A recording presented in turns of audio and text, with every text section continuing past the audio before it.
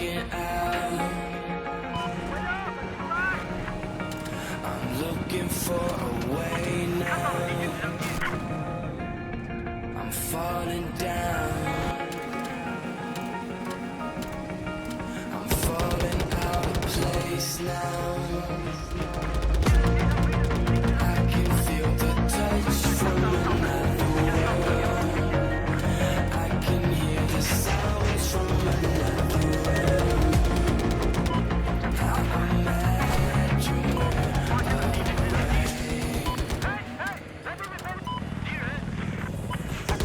I'm insane.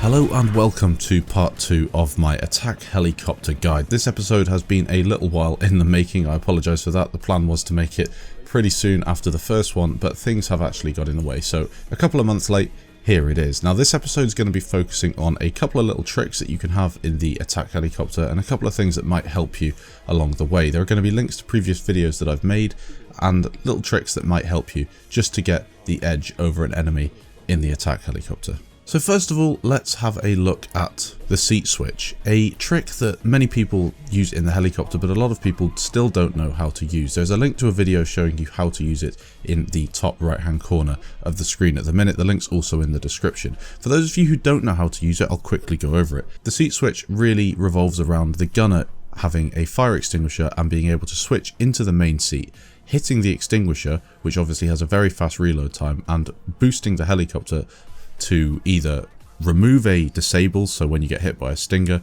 or most importantly when you're actually on fire and have been hit by a TV or a tank shell, gunner can jump into the first seat, hit the extinguisher, switch back again and fly off. It's quite a nice trick to use. It's something that is available to everyone. Whether it was meant to be at the beginning of the game, I don't quite know, but it's something that you can use in pretty much any vehicle if you have a dedicated gunner. They run a different loadout to you, you get more ammo, you get different countermeasures and things like that.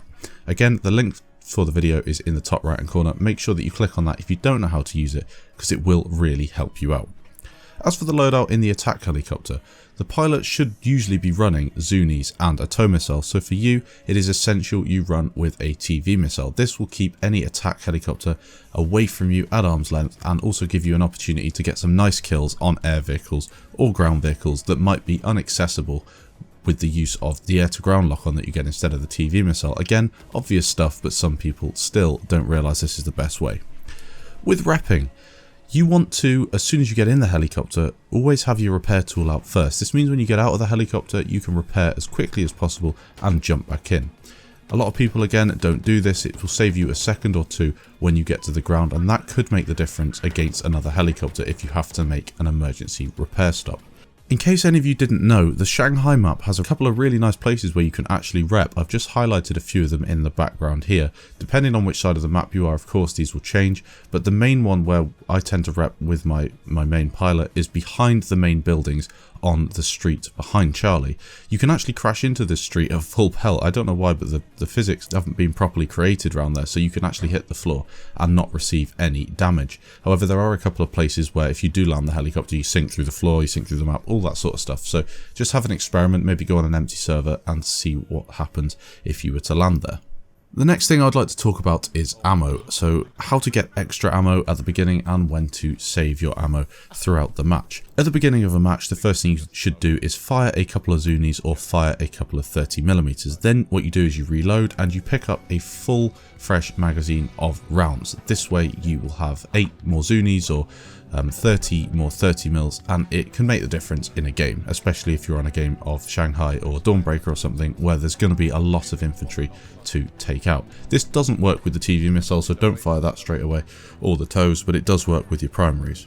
In terms of using your big map and small map on the game, I would recommend binding the big map to either your mouse if you can, or a key that's easily accessible. Having it on M on your keyboard isn't exactly ideal, because for me it's not so bad because I'm used to stretching my thumb to hit it, but if you're not really used to it, I'd change it to a different key, just because checking the big map is quite an important feature in the heli. This way you can keep an eye on any things that have spawned in base, you can keep an eye on where the majority of the enemies are, and you can keep an eye on which flags are being burnt, because obviously you need to get there before they cap the flag in case you can make a difference. So having that on a binding is quite an important feature when flying the helicopter, more so I think as the pilot instead of the gunner.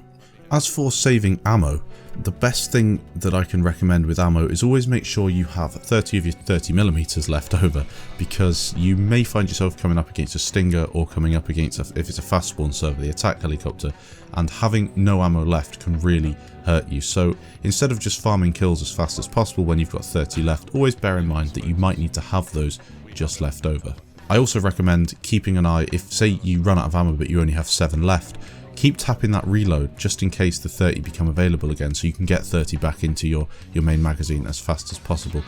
Also, the final thing that I'd like to mention, if you have spawned in a helicopter and you are the gunner and the pilot is asking you to get out, the best thing I recommend you do is actually get out, because in my opinion, and it's something that I'm going to talk about in the coming weeks with this new little series that I'm going to have going, talking about Battlefield 5 and what I expect to come up in the game, I would recommend that you get out. It's the same with the tank, it's the same with the LAV, it's the same with any vehicle at all. The way it should be is the pilot picks who is in the helicopter or who is in the vehicle with them. Thanks for watching this episode. If you did enjoy, leave a like and let me know if you want me to do a part 3 of this with some more hints and tips, maybe a map specific guide or something like that. Just let me know down in the comments. Thanks for watching guys, and I'll see you in the next episode.